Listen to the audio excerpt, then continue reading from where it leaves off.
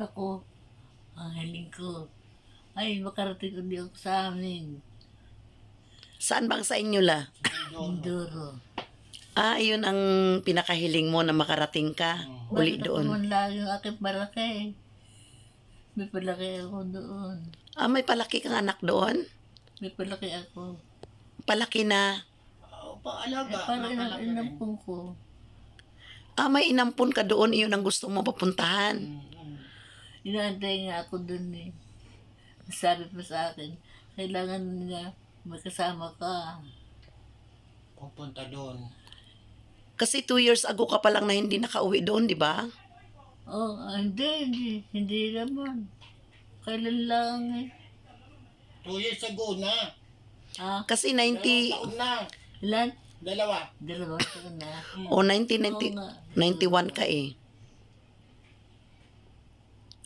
Papaano ka makaano eh, yung paa mo eh, hindi ka na makalakad. Pero- Makakalakad ako kung sasaksakan ng injection. I-injectionan ka, tapos nakakalakad ka. Ilang araw yung visa ng injection?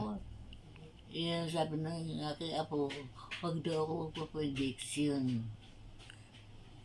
Uli raw yun. Babalik Hindi daw ulit. ako iigi. Hindi rin daw iigi kahit na injectionan. Makakalakad ka niya sa dali lang. Eh, ang mahal. 20,000. Ay, tama nga. Kahit ako, wag na. Kasi yung may ninang din ako na nagpa-inject, wala rin naman. Wala nangyari. Nagbayad din. Sabi na sa akin, Nagbayad lang. mami ko ay magpapa-inject. So si Emily, ganun din. Tignan mo, ang galing pa ng memory ni Lola, no? Ang galing. Hipuin mo nga yung ulo ko na sana ganyan din ako sa iyo. Magkaedad din ako ng ganyan sa iyo. Di ba? Ang galing, no? Ang galing, Lola. So, gusto mo pa talaga makauwi ng Mindoro talaga? Talagang gusto ko. Ay di, Lola, nasa edad na kayo. Dapat yung alaga nyo, siya na lang ang pupunta sa inyo. Sabi ko nga eh, Oo. Kasi yun ang malakas pa, di ba? Dapat siya ang dadalaw dito sa iyo. baka pagdalaw niyo dito, patay na ako.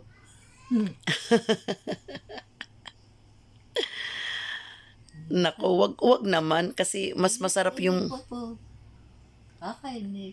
Papa 100,000 ka pa eh. naiinip ka na la? Nahinip ako. Gusto ko sa labas. May bilis ako dyan. Oh, may wheelchair ka. Nakita ko nga may wheelchair ka, oh. Oh. Nung kabataan mula, talagang lagi kang nasa biyahe. Oo. Lagi ako sa Mindoro. Nang umuwi ako ng Mindoro, 1963. 1963? Na ako umuwi ng Mindoro. Nang ako ikasal, 1959. Oh. Tapos yung asawa nyo la, wala na. Patay na. Patay na. Na-stroke. Na-stroke. Matagal na kayo na byuda. Ha? Matagal na kayo na byuda. 31 years na. Ay, matagal na. 31, mahigit na. Baka 90 ka ngayon, 93 ka ngayon. O di 30. 70, 80, 90. 71 ka na byuda. Oo. Hindi naman. 32. 71, 81, 91. O tama, 71 ka na byuda. Ang tagal na. Tagal na. Namamatay yung 1992. 1992. Wala pa 71. Wala ka pang 71. Pero kahit diyan lang sa labas la, titingin-tingin ka, natutuwa ka na o gusto mo talaga bumiyahe. Talaga. Umisan gusto ko lumabas. Hindi niya pwede. Ulan. Hindi daw pwede umuulan. Mga kalungsod, alam nyo, nai-inspire ako kay Lola.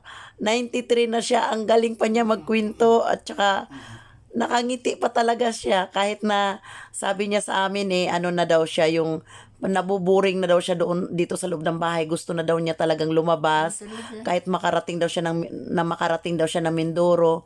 Pero yung paa kasi niya kahit na injectionan, malabo na rin daw siya makalakad. Kasi 93-year-old na nga. Ang galing, no? Bili pa ako parang, ano, lakad. Bigyan niyo amin pinsan. Ayun, di ganon-ganon na. Oo.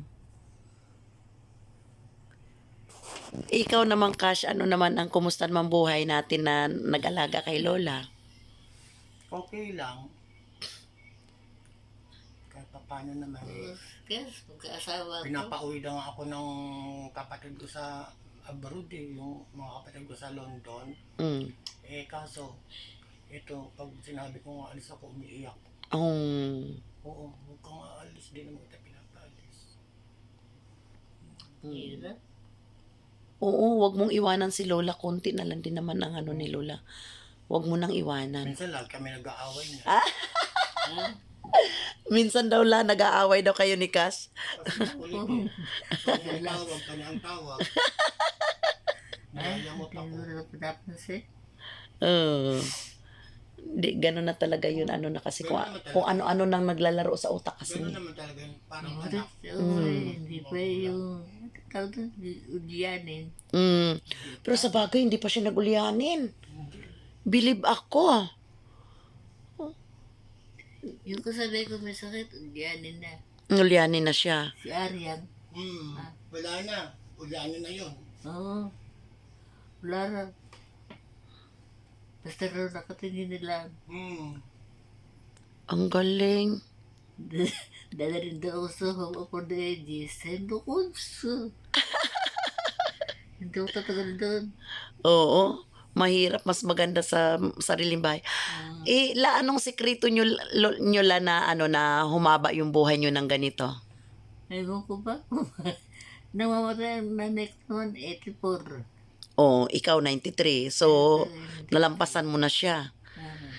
Sa pagkain la, wala ka namang iniingatan. Talagang iyon lang talaga nakatakda, no? Kung ano lang yung nakatakda sa tao, talagang iyon lang. Ang galing, Lola, ang galing. Naway kami ni Cash din ganito rin. Pero yung mo, Cash, yung damdamin mo kay Lola, talagang nanay mo na rin talaga. Oo. Magulang ko na rin yan. Kaya sabi ko nga, pag may foreigner nga ako, ang ano ko dyan papakilakila kita bilang magulang ko. Lagi kong ginaganyan siya.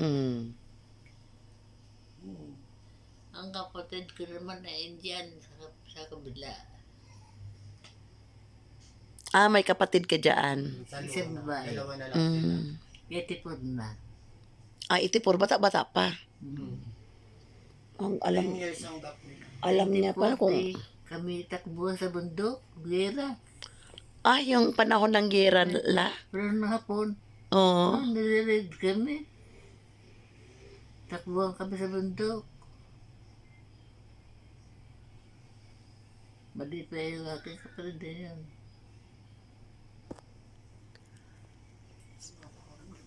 Masama ang pakiramdam mo. Kaya pala hindi ka pumasok sa parlor. Pero si Lula, hindi mo siya binubuhat. Pagkakasaan ako ng damit ko, hindi ako nakapagbagay. Hindi kasi kahit paano sabihin natin, nagkaedad na rin tayo eh. Ibang-iba na yung katawan, di ba? Pasok bukas sa aircon. Oo. Ayaw mo muna. Walang lamig. Ayaw mo muna. Baka nilalamig si Lola, patay Hindi, mo. okay na yun. Nandito ka pa. Hindi, okay lang. Hindi ako sanay din sa aircon. La, may konti akong dala sa iyo, la. Pagpasensyahan mo na la, ha? Kasi ngayon lang kita nakita. Pasok para sa akin. Babalikan kita dito, la. I-update kita kung ano ang... Yan, meron ka ng gatas, dilata, rocker. Ay, ano yun la? Sa tindahan ko lang to kinuha. Oh. Naku, dami. Thank you. Ayan, pagka may makapanood lahat, baka sakali. Hindi na ka na Mercedes, tinapay.